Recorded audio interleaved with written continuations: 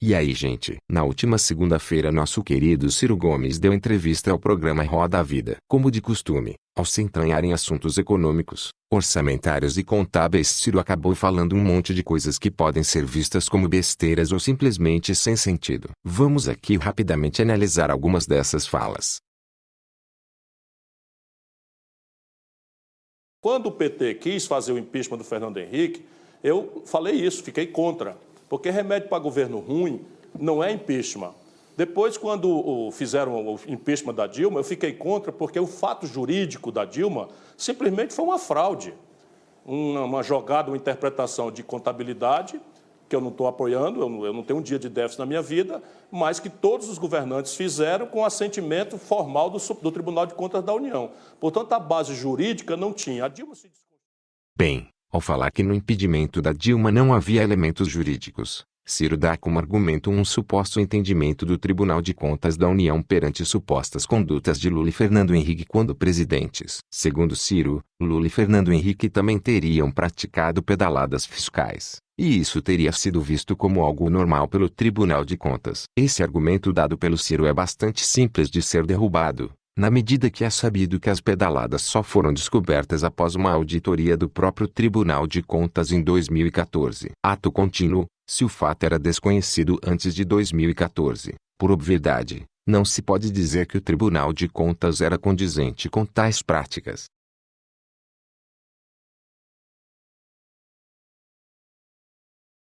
Tem que habilitar UTI urgente. Urgente, tem que fazer, por exemplo, as leis de economia popular, você não pode aceitar que o álcool gel passe a ser cobrado por 30, 40, 50 reais. Eu fui procurar uma máscara para poder proteger aqui a turma da produção e comprei 3 máscaras por 200 reais em São Paulo. Isso tudo é falta de governo, o resto é papo furado.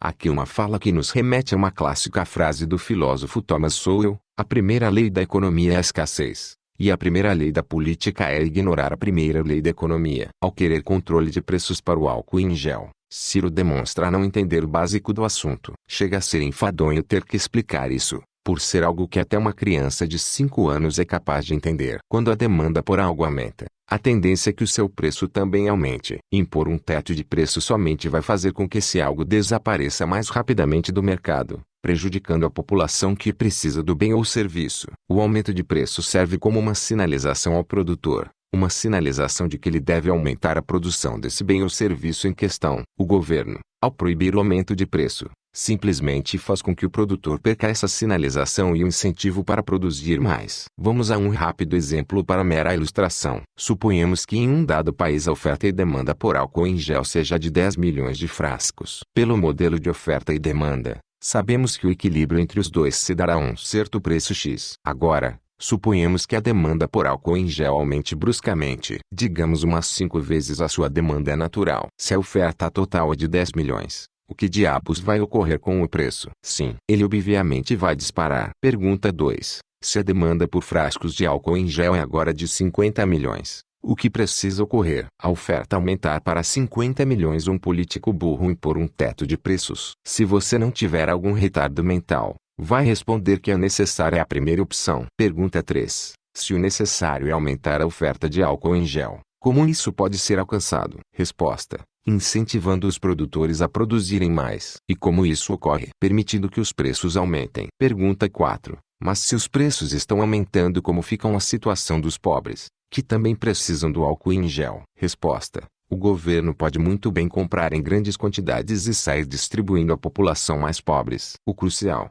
entretanto, é que a oferta aumente. Se a oferta não aumentar, tanto o rico quanto os pobres ficarão sem o produto. E para a oferta aumentar, é necessário que os preços reajam ao aumento da demanda.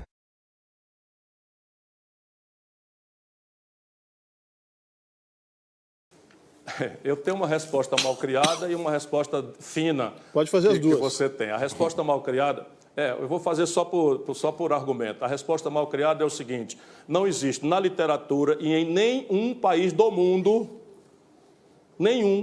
a prática de congelar gasto público corrente, exceto dívida, que é gasto corrente também, por 20 anos, com status constitucional. Isso não existe em nenhum lugar do mundo, nem na literatura. Pelo amor de Deus, se eu estou dizendo um negócio desse, eu tenho que ser desmoralizado amanhã no seu jornal. Fazer o seguinte, nós achamos o paizinho chamado Burkina Faso que tem esse congelamento. Isso não existe. Essa crítica ao teto de gastos, de dizer que ele não existe da forma que aqui existe em nenhum outro lugar do mundo, não é novidade. Teto de gastos existe em boa parte dos países do mundo. Existe na Suíça, Holanda, Dinamarca, etc. A pergunta a se fazer referente ao Brasil é: por que se colocou um teto na Constituição, e não uma lei ordinária ou complementar? A resposta é simples: porque apenas no Brasil os gastos do governo estão também na Constituição. 90% do orçamento brasileiro são despesas obrigatórias, via determinação da Constituição. Logo, não se poderia fazer um teto de gastos sem ser através de uma emenda constitucional. O mesmo vale para estados e municípios. Quando o Legislativo do Ceará aprovou um teto de gastos, não o fez através de uma lei complementar ou ordinária, mas sim através de uma emenda constitucional. Ora, porque o Ciro não foi lá então encher o saco dos políticos cearenses? Por coerência, era o que ele deveria ter feito.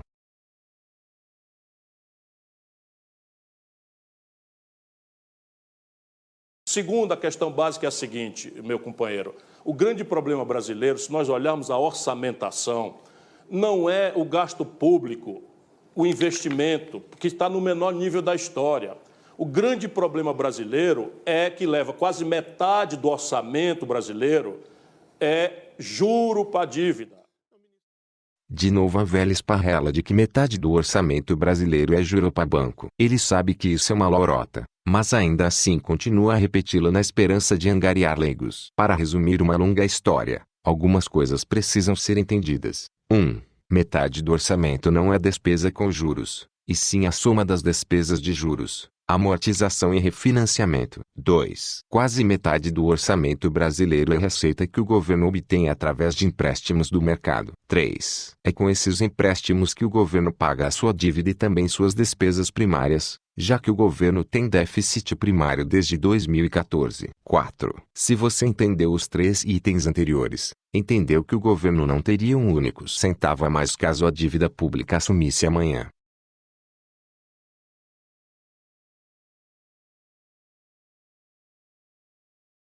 O Brasil destruiu sua base industrial e quando a gente cresce 2 pontos, a gente quebra.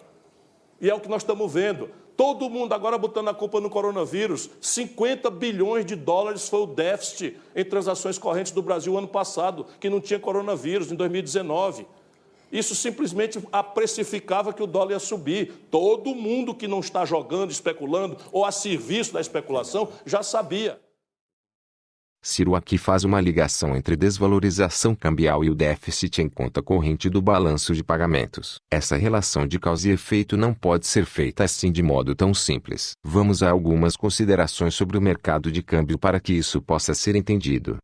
Nos dias de hoje o câmbio é resultante de uma série de fatores que vão muito além do que ocorre no balanço de pagamentos. Além da atuação dos importadores, exportadores e investidores, também impactam o mercado de câmbio as políticas monetárias, fiscais e cambial do governo, as contas públicas, as próprias declarações de políticos e membros do governo, a confiança das pessoas na economia, etc. Tudo isso governa e faz parte do mercado de câmbio.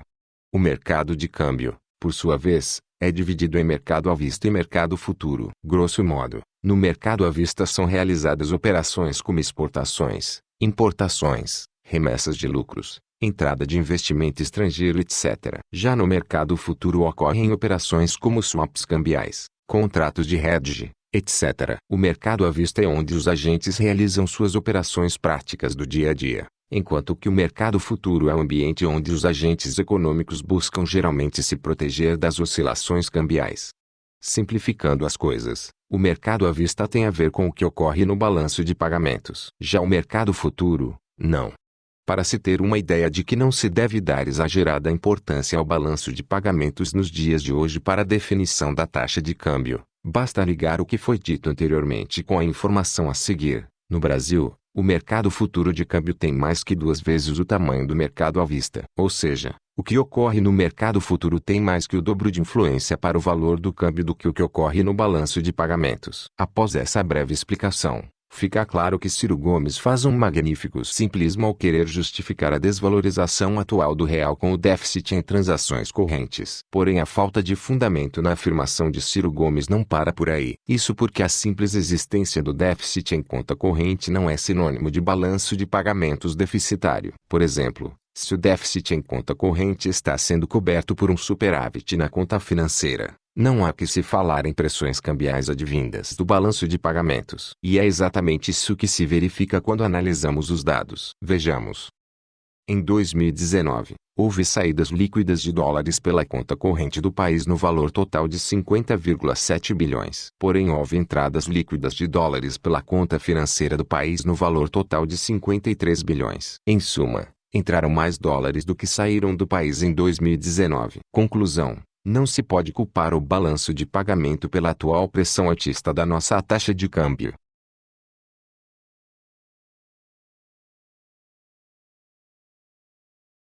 O senhor declarou que considerava o câmbio acima de R$ 4,00 estimulante. O senhor disse naquela ocasião que, por mais que isso gerasse dificuldade para setores intensivos em importação, isso beneficiava os exportadores e que o câmbio nesse nível era estimulante, etc. Como sabemos, com o agravamento da crise, esse seu desejo de um câmbio acima de R$ 4,00 foi ultrapassado com sobras, né? Já até passamos de R$ 5,00. O senhor está satisfeito com esse câmbio de agora? O senhor acha que ele vai dar esse impulso na economia que o senhor pediu naquele momento? Inacreditável essa pergunta, meu companheiro. Mas tudo bem, vamos lá. Como é que as nações desenvolvidas manipulam a sua taxa de câmbio? É fazendo que viajar de São Paulo para Miami seja mais barato do que viajar de São Paulo para Fortaleza? Vamos pensar juntos. O que é que faz o Fernando Henrique e o Lula? Manipulam a taxa de câmbio para criar um padrão de consumo completamente insustentável que ciclicamente engana o povo brasileiro quando os preços dos produtos tradicionais do Brasil sobem lá fora. Então, explodiu o consumo do governo Fernando Henrique com o real, que era uma espécie de subtração do imposto inflacionário. O Fernando Henrique manda o povo ao consumo, o povo se endivida, quando acaba a reeleição, quebra o país e o câmbio se desvaloriza a uma taxa muito maior do que a que está hoje. Na sequência, o Lula faz a mesma coisa, recebe o governo aí uma taxa de câmbio mais ou menos de R$ 7,5, R$ 8 por dólar, preço constante, se a gente atualizar hoje, e 8 anos depois entrega para Dilma 1,75. O resultado prático, o Brasil tinha 1/3 da nossa base produtiva industrial. Só em São Paulo, no primeiro ano do Bolsonaro, fecharam 2.325 indústrias. 1.000 empregos industriais por mês. Por quê? Porque é muito mais barato você comprar máscara para enfrentar o coronavírus da China do que produzir aqui, lá no sertão de Pernambuco. Aqui é outra escorregada que Ciro Gomes dá no que se refere a assuntos cambiais. Vamos primeiramente a uma correção factual. Pode-se acusar o Fernando Henrique de populismo cambial no primeiro mandato, mas não se pode dizer o mesmo de Lula em nenhum de seus mandatos. Isso porque no governo Lula o esforço do Banco Central foi para conter a apreciação do dólar, ao contrário do que ocorreu no primeiro mandato de Fernando Henrique, onde o esforço era para conter a desvalorização. Isso é de conhecimento público. Basta acessar os noticiários da época. Deixarei alguns na descrição do vídeo. O segundo ponto a analisar nessa fala do Ciro é a sua crença de que câmbio desvalorizado é algo bom para a indústria do país. Será que tal crença é corroborada pelas evidências? Vamos ter que recorrer a alguns casos empíricos para verificar isso. No gráfico abaixo reunimos o valor da produção da manufatura para 7 países, e a respectiva variação cambial de cada um para o período de 1997 a 2017. São eles: Estados Unidos, Japão, Índia, Coreia do Sul, Suíça, Argentina e Brasil. Podemos ver na tabela que Brasil e Argentina foram os países que mais sofreram desvalorização cambial. Entretanto, foram os 2 países que menos aumentaram a produção de manufatura. Por outro lado, a Índia aumentou bastante sua produção ao mesmo tempo que teve uma considerável desvalorização cambial. Levando em conta o que é visto nas experiências dos países, tudo indica que a taxa de câmbio pouco tem a ver com a produção de manufaturas. Logo, advogar por políticas de desvalorização cambial, principalmente quando a sua moeda foi uma das que mais desvalorizou no mundo sem apresentar benefício algum, é algo que não tem sentido. Está claro que o baixo crescimento da indústria manufatureira brasileira se deve a outros fatores. Se concentrar em clamar por desvalorização cambial com base em teses estapafúrdias, como a da doença holandesa, não vai resolver o problema.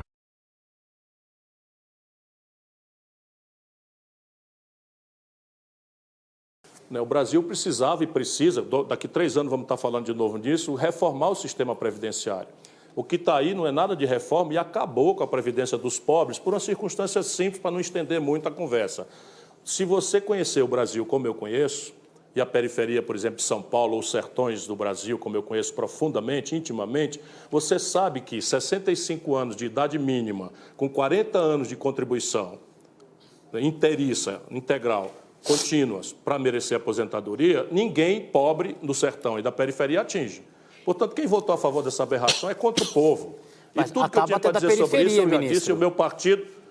A Tabata é da periferia de São Paulo, recebeu o senhor na casa dela, inclusive, eu me lembro. Pois é, e a mãe dela é pensionista, e acabaram com a pensão, com o voto dela.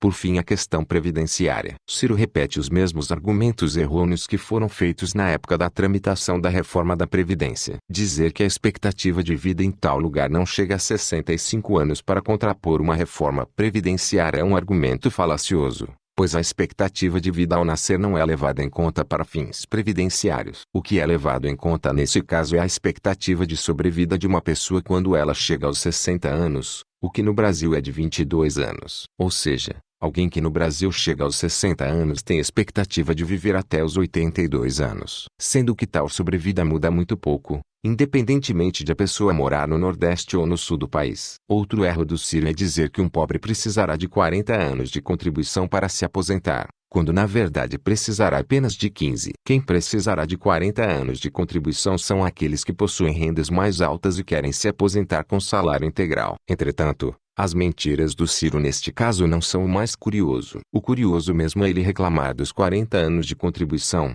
quando o partido dele, o PDT, elaborou na época da reforma um projeto substitutivo contendo os mesmos 40 anos de contribuição. Vejamos. No substitutivo do PDT, o valor da aposentadoria corresponderia a 60% da média dos 80% maiores salários de contribuição, necessitando de no mínimo 20 anos de contribuição. A esses 60% seriam acrescidos 2% para cada ano de contribuição que ultrapassasse o mínimo de 20 anos. Ou seja, se alguém que ganhasse acima do salário mínimo e quisesse se aposentar com salário integral, teria que contribuir pelo mínimo de 40 anos, igualzinho ao que foi aprovado na reforma do ano passado. Enfim, meus amados, por hoje foi isso. Vou ficando por aqui. Obrigado pela atenção e até uma próxima oportunidade de expor as incoerências e maluquices de nosso querido Cangaciro. Até breve, se o coronavírus permitir.